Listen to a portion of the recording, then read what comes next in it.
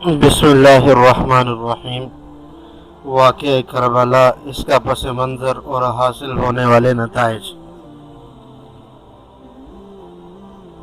نبی کریم صلی اللہ علیہ وسلم جب ہجرت فرما کر مدینہ طیبہ تشریف لائے تو یہاں یہودیوں کے 3 قبیلے بنو نذیر، بنو قریظہ اور بنو قینقاع آباد تھے۔ حضور نے آتے ہی ان کے ساتھ کچھ معاہدات کیے، لیکن وہ اپنی خصلت سے مجبور تھے۔ انہوں نے حضرت صلی اللہ علیہ وسلم کو دھوکہ دیا۔ احد اور احزاب اس کی روشن مثالیں ہیں۔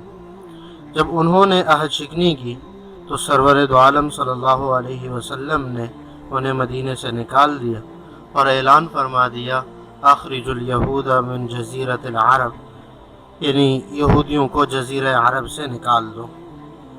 آپ علیہ الصلاۃ والسلام کے وصال کے بعد سیدنا عمر رضی اللہ تعالیٰ عنہ نے اس اعلان پہ عمل کیا اور سب کو نکال دیا۔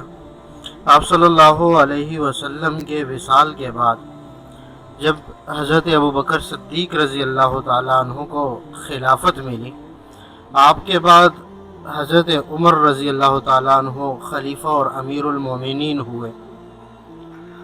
حضرت عمر فاروق رضی اللہ عنہ کے بعد صحابہ کرام کے مشورے سے حضرت عثمان بن عفان رضی اللہ عنہ خلافت کے منصب پر مامور ہوئے۔ آپ رضی اللہ عنہ کی خلافت کے آخری ایام میں ایک یہودی عبداللہ ابن سبا نے مسلمانوں کا روپ دھار کر لوگوں کے اندر نفرت انگیز باتیں پھیلانی شروع کر دی۔ وہ باتیں کیا تھیں کہ خلافت کے اصل وارث تو حضرت علی رضی اللہ عنہ ہیں، اس لیے حضرت عثمان یہ منصب واپس لے لینا چاہیے۔ اب اس نے یہودی سازش چلا کر حضرت عثمان غنی رضی اللہ عنہ سے کہا، خلافت چھوڑ دو ورنہ قتل کر دیے جاؤ گے۔ تو حضرت عثمان رضی اللہ عنہ نے جواب دیا، مجھے رسول اللہ صلی اللہ علیہ وسلم نے فرمایا تھا کہ اللہ تمہیں خلافت کی قمیص پہنائے گا، کچھ لوگ اسے اتارنے کی کوشش کریں گے لیکن تم نے نہیں اتارنے، میں کیوں اتاروں؟ اس ابن سبا بدبخت نے چال چلی اور آپ رضی اللہ عنہ کو شہید کروا دیا۔ حضرت عثمان رضی اللہ عنہ کی خلافت کے بعد حضرت علی رضی اللہ عنہ خلیفہ بنے۔ شہادت یوں ہوئی کہ نماز فجر کے لیے تشریف لے گئے کہ ایک خارجی ابن ملجم نامی نے تلوار کا وار کر دیا اور آپ شدید زخمی ہو گئے۔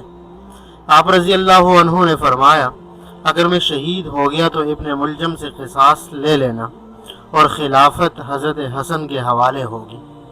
حضرت حسن کی خلافت کو ابھی 6 ماہ گزرے ہی تھے کہ بنو امیہ اور شام والوں نے اختلاف کیا کہ خلافت حضرت امیر معاویہ رضی اللہ عنہ کے سپرد کی جائے۔ اس سے پہلے جنگ صفین اور جمل ہو چکی تھی، اس لیے حضرت حسن اس چیز کے ہرگز خواہاں نہ تھے کہ امت کے اندر انتشار ہو۔ آپ نے جا کر حضرت امیر معاویہ رضی اللہ عنہ کے ہاتھ پر بیعت کر لی اور خلافت ان کے سپرد فرما دی۔ یوں حضور صلی اللہ علیہ وسلم کی حدیث، یعنی میرے بعد خلافت 30 سال رہے گی، کی تصدیق ہو گئی۔ حضرت معاویہ رضی اللہ عنہ نے آخری عمر میں مشورہ کیا کہ اب میرے بعد کون خلیفہ ہو، تو حضرت مغیرہ رضی اللہ عنہ اور کچھ اور لوگوں نے مشورہ دیا کہ یزید کو خلیفہ بنا دیا جائے۔ اس پر بنو امیہ اور شام والے متفق ہوں گے ورنہ امت میں اتفاق نہیں رہے گا۔ حضرت امیر معاویہ رضی اللہ عنہ نے امت کے اتفاق کی خاطر ایک افضل پر مفضول کو ترجیح دی اور یزید کو خلیفہ مقرر کر لیا۔ یزید اس وقت تک صوم و صلات کا پابند تھا۔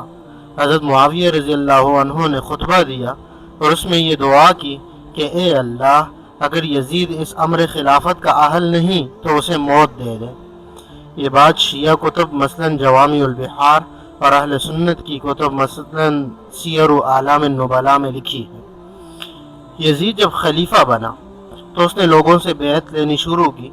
مدینہ کے گورنر سے کہا کہ وہ مدینہ سے اپنی خلافت پر بیعت لے اور خاص طور پر کبار اور 4 بزرگ صحابہ کرام رضوان اللہ अलैहिम अजमाइन से। वो चार बुजुर्ग सहाबा, तीन तो अब्दुल्ला है, इबादिल्लाह सलासा जिन्हें कहा जाता है, हज़रत अब्दुल्ला इब्न उमर, हज़रत अब्दुल्ला इब्न ज़ुबैर और हज़रत अब्दुल्ला इब्न अब्बास रज़ी अल्लाह अन्हु हैं, और हज़रत हुसैन रज़ी अल्लाह अन्हु चौथे। जब मदीना के गवर्नर ने इन चार सहाबा से बैत का कहा तो आपने फरमाया हम मशवरा करेंगे फिर बताएंगे। रात के वक्त हज़रत अब्दुल्ला इब्न ज़ुबैर और हज़रत इमाम हुसैन रज़ी अल्लाह अन्हुमा हिजरत करके मक्का चले गए। जब मक्का पहुँचे तो कूफा वालों को खबर हुई कि हज़रत हुसैन रज़ी अल्लाह अन्हु यजीद की बैत पर राज़ी नहीं हैं। इस पर उन्होंने खतूत लिखने शुरू किए कि आप कूफा तशरीफ़ ले आएँ, हम आपके हाथ पर बैत करने के लिए तैयार हैं। एक दो नहीं बल्कि तारीख़ ये बताती है तकरीबन 12,000 ख़त आए और उन्होंने यकीन दहानी करवाई कि आप कूफा तशरीफ़ ले आए, हम सब बैत करके आपको अपना गवर्नर बनाएंगे। इमाम हुसैन रज़ी अल्लाह अन्हु ने जब इतने ज़्यादा खतूत देखे कि बोरियां भर गईं तो आपने इरादा फरमाया कि आप कूफा चले जाएं। जब आप रज़ी अल्लाह अन्हु ने यह इरादा किया तो आपके साथ आपके अहलो अयाल ख़ानदान के लोग भी जाने को तैयार हो गए, लेकिन दूसरी तरफ किबार सहाबा किराम रिज़वानुल्लाहि अलैहिम अजमाइन ने उन्हें जाने से मना फरमाया कि आप हज़रत ना जाएं, कूफा के लोगों पर आपको एतमाद नहीं करना चाहिए। हज़रत अली जो आपके वालिद मुहतरम हैं, उनको भी इन्हीं कूफियों ने धोखा दिया, इन्हीं ने आपके बड़े भाई हज़रत हसन को भी शहीद किया। हज़रत अब्दुल्ला इब्न ज़ुबैर रज़ी अल्लाह अन्हु ने इन्हें मना किया कि आप ना जाएं, लेकिन नवश्ता तकदीर में जो दर्ज था वो तो होना था। हज़रत अब्दुल्ला इब्न अब्बास रज़ी अल्लाह अन्हु ने हज़रत हुसैन से कहा अगर आपने जाना ही है तो अपने बच्चों और ख़वातीन को हरगिज़ न लेकर जाएं। हज़रत हुसैन बातिल के मुकाबले के लिए तैयार थे और ये वाक़या रोनुमा होना था। लिखा कब मिटे कलक तकदीर का। फिर आप रज़ी अल्लाह अन्हु को मशवरा दिया गया कि आप अपने जाने से पहले अपने चचेज़ाद भाई मुस्लिम बिन अकील रज़ी अल्लाह अन्हु को भेज दें ताकि वो हालात देखकर उनकी खबरगिरी कर लें। हालात का सही अंदाज़ा हो जाए तो आप तभी वहाँ तशरीफ़ ले जाएं। हज़रत हुसैन रज़ी अल्लाह अन्हु ने इस तजवीज़ को कबूल फरमा लिया और मुस्लिम बिन अकील जो आपके चचेज़ाद हैं उनको कूफा रवाना कर दिया। मुस्लिम बिन अकील जब कूफा पहुँचे तो लोग जोक दर जोक आए और बैत करने लगे। तारीख़ी रिवायात के मुताबिक 18,000 लोगों ने बैत कर ली। हज़रत मुस्लिम बिन अकील रज़ी अल्लाह अन्हु ने हज़रत हुसैन को ख़त लिखा कि हालात हमारे मुवाफिक हैं, 18,000 लोग आपकी तरफ से मेरे हाथ पर बैत कर चुके हैं, आप अगर आना चाहें तो तशरीफ़ ले आएँ। हज़रत हुसैन अपने अहलो अयाल, हज़रत हसन के ख़ानदान और हज़रत मुस्लिम बिन अकील की औलाद पर मुश्तमिल एक अहले बैत अतहार का काफ़िला लेकर रवाना हुए। तकरीबन 140 या 150 अफराद पर मुश्तमिल ये काफ़िला रवाना हुआ। खाने पीने का कुछ सामान पास था और 40 सवारियाँ थीं। 100 से ज़्यादा लोग प्यादा पा थे। अहले हक अहले बैत का ये काफ़िला रवाना था और कूफा के हालात पलटे। कूफा के गवर्नर उस वक़्त तक हज़रत नौमान बिन बशीर रज़ी अल्लाह अन्हु थे जो कि सहाबी रसूल हैं। यजीद ने इन्हें गवर्नरी से हटाकर उबैदुल्ला बिन ज़ियाद को उनकी जगह गवर्नर बना दिया और उसे हुक्म जारी कर दिया किसी भी तरह कूफे के लोगों को हज़रत हुसैन से बाज रखे। उबैदुल्ला बिन ज़ियाद एक फासिक और जालिम शख्स था। ये जब कूफा में दाखिल हुआ तो उसने निकाब किया हुआ था। पूरे शहर का चक्कर लगाने के बाद ऐलान किया कि जिसने भी हज़रत मुस्लिम बिन अकील को पनाह दी उसे कत्ल कर दिया जाएगा और जो भी उनके साथ पाया गया तो उसे मार दिया जाएगा। धमकी सुननी थी कि कूफी बदल गए। पहले रोज़ हज़रत मुस्लिम बिन अकील रज़ी अल्लाह तआला अन्हु के साथ नमाज में 18,000 थे, दूसरे रोज़ 12,000, तीसरे रोज़ 6,000 और पाँचवें रोज़ उनके पास 5 लोग थे। मुस्लिम बिन अकील रज़ी अल्लाह अन्हु ने जब हालात की ये नज़ाकत देखी तो हज़रत हुसैन के नाम ख़त जारी किया कि ये जालिम लोग तो एक धमकी सुनकर बदल गए हैं, आप हरगिज़ तशरीफ़ मत लाएं। और उबैदुल्ला बिन ज़ियाद ने हज़रत मुस्लिम और जिसके घर में आप पनाह लिए हुए थे दोनों को शहीद कर दिया। हज़रत हुसैन रज़ी अल्लाह अन्हु ने यह खबर सुनी तो अपने काफ़िले वालों से मशवरा किया कि हमें क्या वापस जाना चाहिए। मुस्लिम बिन अकील रजी अल्लाह अन्हु की औलाद ने वापस जाने से इनकार कर दिया कि हमने अब वापस नहीं जाना, इसलिए पूरा काफिला उन्हीं के साथ रवाना हो गया। दूसरी तरफ उबैदुल्लाह बिन ज़ियाद ने आमिर बिन साद की कमान में 4000 का लश्कर रवाना किया। हज़रत हुसैन और उनके काफिले को कूफा में दाखिल होने से रोका जाए। जब काफिला कूफा के करीब कादसिया के मैदान में पहुंचा तो जालिमों ने रास्ता रोक दिया और आगे न जाने दिया। हज़रत हुसैन रज़ी अल्लाह अन्हु ने जब देखा कि हम तो लड़ने के लिए नहीं आए थे, ये 4500 का लश्कर हर तरह के असलहे से लेस है, तो आपने तारीखी खुतबा दिया जो अहले सुन्नत की किताब अल बिदाया वन निहाया और शिया कुतुब मसलन जिलाउल उयून वगैरह में लिखा है। इस खुतबे का खुलासा ये था, जालिमों, मैं तो लड़ने के लिए नहीं आया, तुम लोगों ने ही मुझे खुतूत लिखे थे और बुलाया था। अब जब मैं आ गया तो तुम मेरा रास्ता रोकते हो, मुझसे मुकाबला करते हो। मैं तुम्हें 3 इख्तियारात देता हूँ, इनमें से किसी एक पर अमल कर लो। नंबर 1, मैं मदीना से आया हूँ, मुझे मदीना वापस भेज दिया जाए। नंबर 2, मुझे यजीद से मिलने दिया जाए, उससे मैं अपना मामला खुद साफ कर लूँगा। नंबर 3, मुझे किसी इस्लामी सरहद भेज दिया जाए, मैं वहाँ काफिरों से लड़ूंगा, क्योंकि मैं तुमसे नहीं लड़ सकता कि तुम कलमा पढ़ने वाले हो और तुम मुसलमान हो। अब जब हज़रत आमिर बिन साद ने ये बातें सुनी तो बड़े खुश हुए, और ये लोग तो खुद ही जाना चाहते हैं। उन्होंने उबैदुल्लाह बिन ज़ियाद को 3 शराइत इख्तियारात से आगाह किया। उबैदुल्लाह बिन ज़ियाद और उसके नायब ज़िलजोशन ने कहा, इन्हें पहले हमारे हाथ पर बैत करनी होगी और उसके बाद 3 शराइत इख्तियारात को सुना जाएगा। हज़रत हुसैन रज़ी अल्लाह अन्हु को जब ये बात पहुंची कि उबैदुल्लाह बिन ज़ियाद ने अपनी बैत का कहा है, तो आपने फरमाया, मैं अहले बैत में से हूँ, मैं औलाद रसूल में से हूँ। ज़ालिमों, मैं फ़ातिमा का लाडला हूँ, मेरी रगों में सैयदना हैदर कर्रार का खून दौड़ रहा है, मैं उस फासिक के हाथ पर बैत नहीं कर सकता। कहाँ हुसैन इब्न अली और कहाँ एक जानी शख्स। जब हज़रत हुसैन रज़ी अल्लाह अन्हु ने बैत करने से इनकार कर दिया तो ज़ालिमों ने इनका खाना और पानी बंद कर दिया। मक्का से करबला का इतना तवील सफ़र करने की वजह से खाना तो पहले ही ख़त्म होने को था, बचा कुछ अभी ख़त्म हो गया। पानी भरने की भी इजाज़त न थी। अगर कोई शख्स दरिया से घड़ा भर के लाता तो जालिम तीरंदाजी करके वो घड़ा फोड़ लेते, यूँ वो पानी ज़ाया हो जाता। जब 9 मुहर्रम का दिन आया, इंतहाई सख्ती का दिन था, भूख और प्यास की शिद्दत थी। हज़रत हुसैन के बेटे अली अकबर प्यास से नडाल हो गए और ज़बान बाहर को निकल गई। हज़रत हुसैन उन्हें लेकर खेमे से बाहर आए और कहा, ज़ालिमों, इस बच्चे का क्या कसूर है? इसने तुम्हारा क्या बिगाड़ा है जो तुमने इसका पानी भी बंद कर दिया? इसे पानी तो दो। इतने में सन्नान नामी शख्स ने या शमर ज़ुलजोशन ने तीर मारा जो सीधे नन्हे अली अकबर को लगा और खून का धारा निकला। हज़रत हुसैन का दस्ते मुबारक खून आलूद हो गया। आपने वो खून भरे हाथ आसमान की तरफ बुलंद किए और कहा, रब्बा, इन जालिमों ने इस बेकसूर बच्चे को भी नहीं बख्शा, तू इनसे बदला लेना।